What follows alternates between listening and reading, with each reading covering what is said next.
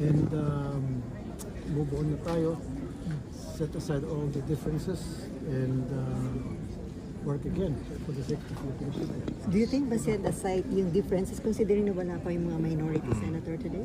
Well, I don't know why they're not here. I cannot speak for themselves.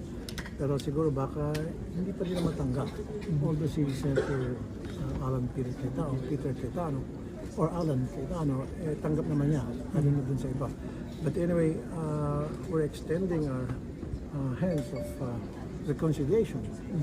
Sana wag nilang damdamin yung mga nasabi, nagawa namin, and I apologize to the Filipino people dun sa mga nangyaring bickering in the past few days na witness natin lahat. Sana kalimutan natin yun at magtrabaho na tayo. Do you think magiging normal, maayos na yung operation ng Senate starting today? I hope so.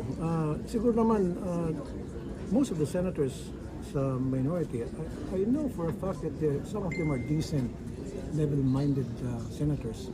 So they'll come to the senses na kaya makamove on na rin tayo, alang-alang sa taong bayan, magtrabaho na. Ngayon, yung mga ayaw magtrabaho, nasa kanila na yun.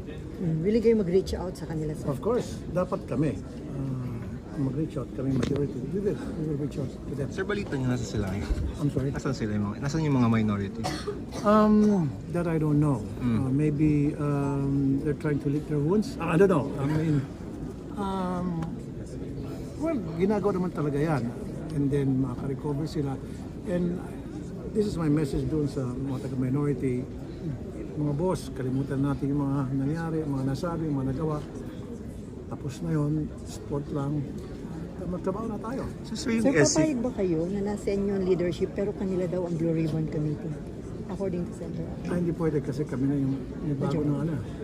Sir, madadagdagan pa ba si Senator Joe? I don't think Sir, so. one lang, yung SC petition mooted na yun. Yung SC petition mooted na yun, siyempre. Palagay ko. Why, sir? Pwede na, pag-ito na tayo.